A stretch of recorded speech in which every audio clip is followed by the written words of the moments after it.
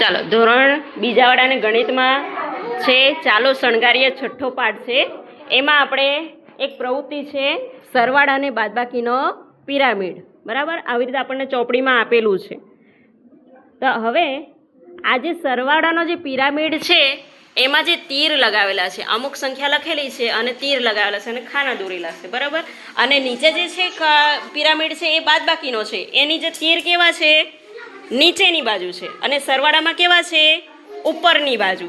એટલે આપણે સરવાળામાં કેવી રીતે કરવાનું? સરવાળામાં આપણે ગણતા ગણતા ઉપરના ખાના ભરવાના છે અને જે બાદબાકીનું જે પિરામિડ છે એમાં આપણે બાદબાકી કરતાં કરતાં આપણે નીચેની બાજુ આપણે આવવાનું છે. બરાબર, ચાલો હવે કેવી રીતે સમજવાનું છે? જો હવે જો આ 5 અને 3 આપેલા છે. બરાબર, 5 ને 3 આપેલા, તો 5નો અને 3નો 2નો સરવાળો, આ બે તીર એક ખાનામાં આપેલા છે. તો 5 અને 3નો સરવાળો ક્યાં મૂકવાનો? અહીંયા.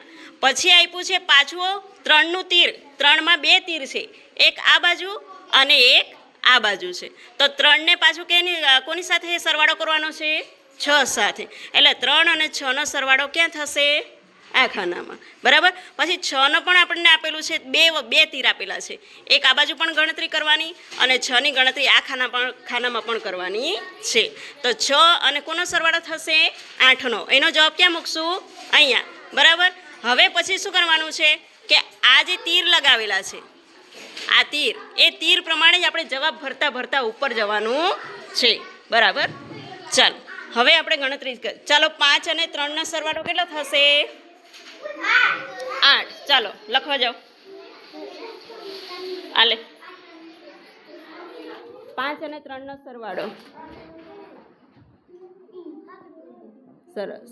ચાલો હવે કોનો ગણતરી કરશું? હવે કોની ગણતરી? 6 અને 3નો. કેટલો સરવાળો થશે? 9. ચાલો 6 અને 8, કેટલો જવાબ આવશે?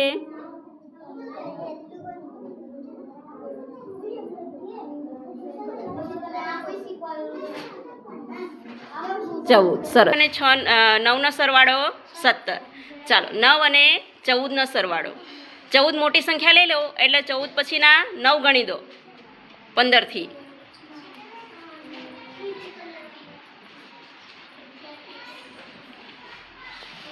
હમ 23.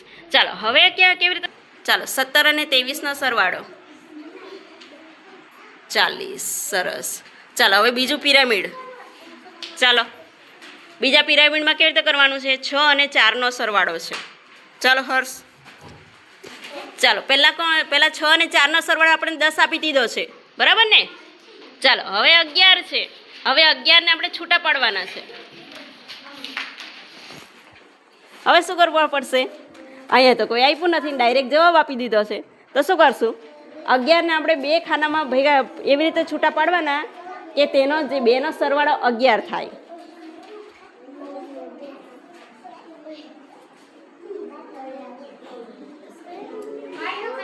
એ જવાબ મળશે તો આગળ દાખલો ચાલે. હે, તમે જે સંખ્યા મૂકો એ 11 એવી રીતે મૂકવાના, જવાબ બે ખાનામાં સરવાળો કરતા 11 જવાબ આવવો જોઈએ. હા, 10 અને 1. ચાલો થઈ ગયું. હવે આપણને અહીંયા જોઈએ છે જવાબ. તો હવે કોનો સરવાળો કરશું? 10 અને 4. અહીંયા તીર લગાવ્યા છે એટલે 10 અને 4નો સરવાળો અહીંયા મૂકશું. હા, ચાલો હવે આગળ ગાડી ચાલે છે. હવે કોનો સરવાળો કરશું? 14 અને 10. ચાલો 14 અને 10નો ના આવડે તો સાઈડમાં દાખલો ગણી દેજો. હા, પછી ડાયરેક્ટ જવાબ મૂકજો. 14 અને 10 ના ખબર પડે તો અહીં બાજુના બોર્ડે ગણી દો. 14 + 10 તા 10.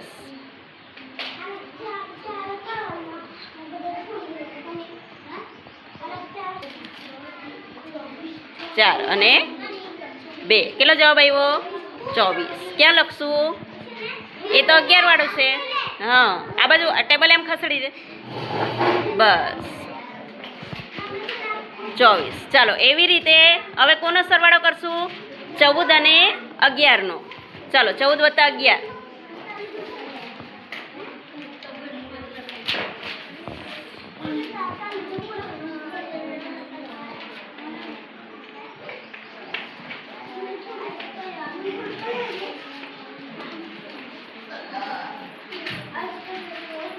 બે 25. હવે આપણે સરવાળો કોનો કરવાનો છેલ્લે? 24 અને 25નો. ચાલો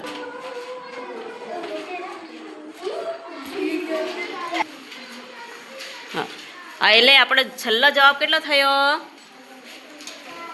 કેટલો? 49. ચાલો હવે છે બાદબાકીનું પિરામિડ. હવે બાદબાકીના પિરામિડમાં આપણે કેવી રીતે આવવાનું છે? તો આપણે ઉપરથી તીર કેવી રીતે લગાવ્યા છે? તો ઉપરથી આપણે નીચે આવવાનું છે. તો આપણે 37 પહેલો છે તો 37 અને નીચે છે 16.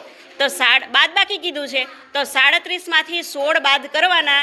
જે જવાબ આવે એ અહીંયા મૂકવાનો. બરોબર? અહીંયા 37 ઓછા 16. ચાલો કેટલો જવાબ થશે? 1 2. ચાલો એને ક્યાં મૂકશું? પેલા ખાનામાં. અહીં 21. આપણે શું કરવાનું છે? હવે આપણે અહીંયાથી દાખલો ગણવાનો છે. આનું તો અહીંયા આવશે ને, એટલે 16 ઓછા 11. 16 ઓછા 11.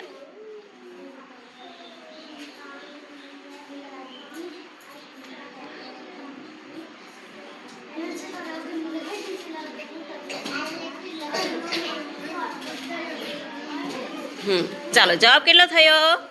5. એટલે 16 ઓછા 11 બરાબર 5. ચાલો હવે આપણે દાખલો ગણવાનો છે. કોનો છે?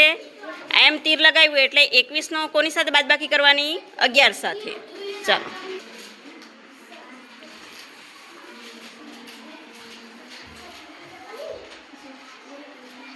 સરસ. ચાલો જવાબ કેટલો આવ્યો? 10. હવે આપણે અહીંયા પાછું ગણીએ. હવે 5, અહીંયા 5નો બાદબાકી કોની સાથે? તીર આમ જોઈ ગયું છે. કોની પર? 4 સાથે. એટલે 5માંથી 4 ઓછા થાય તો કેટલો જવાબ કરશું? 1. સરસ. ચાલો હવે તીર 11નું તીર અહીંયા આ ખાનામાં પણ આવ્યું છે. અહીંયા આપણે જવાબ ભરવાનો છે. તો 11માંથી આપણે કોને બાદ કરવાના? 4ને. એટલે 11માંથી 4 બાદ કરીએ તો કેટલો જવાબ કરશું?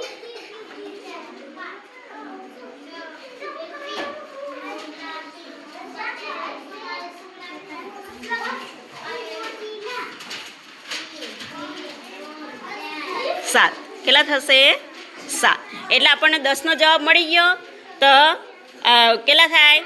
10માંથી 3 ઓછા થાય તો પણ કેટલા આવવાના? 7. અને 11માંથી 4 ઓછા થાય તો પણ કેટલા આવવાના? 7. બરાબર? 50માંથી 24.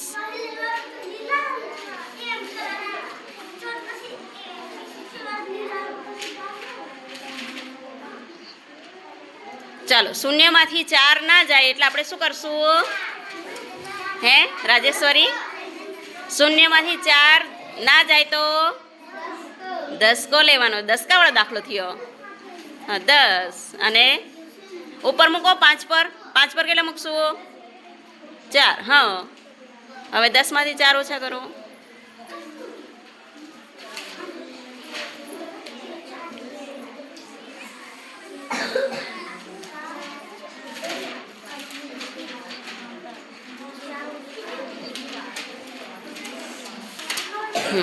ચાલો 50 કેટલા મૂકશું? 26. સરસ. ચાલો હવે આપણે 26નું તીર અહીંયા આવ્યું છે. બરાબર ને? એટલે 26માંથી આપણે કેટલા ઓછા કરવાના? 11. અહીંયા દાખલો ગણી દો.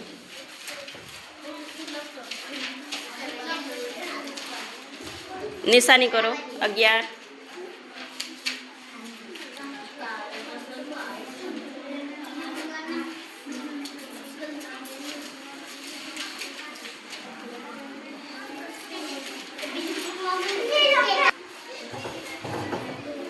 ચાલો કેટલો જવાબ આવ્યો? 15. ચાલો હવે અહીંયા આપણે 24નું તીર પણ આ ખાનામાં 11 બાજુ આવ્યું છે. એટલે 24માંથી પણ 11 બાદ કરવાના છે.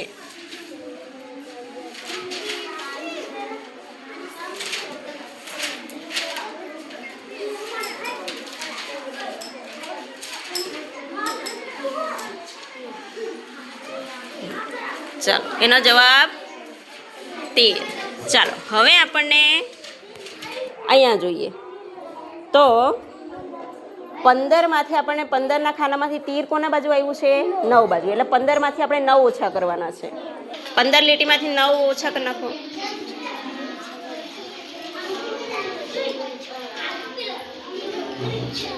કેટલા? હા 6. ચાલો હવે 13માંથી હવે અહીંયા જવાબ આવી ગયો બરાબર 11નો. હવે 13નું ખાનું ખાલી છે એટલે 13ની આ તીર અહીંયા 5 પર આવ્યું છે એટલે 13માંથી 5 ઓછા કરવાના.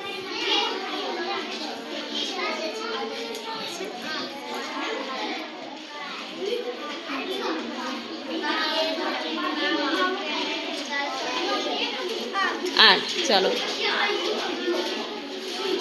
હવે જુદી જુદી રીતે આપેલા હોય બરાબર ને. આ જે પિરામિડની રીતે આપણને સરવાળા અને બાદબાકીના દાખલા આપેલા છે બરાબર. આવ્યું નહીં કે આવી રીતે જ દાખલા હોય. હવે બધી જુદી જુદી રીતે આપણને દાખલા આવડવા જોઈએ બરાબર. ચાલો આ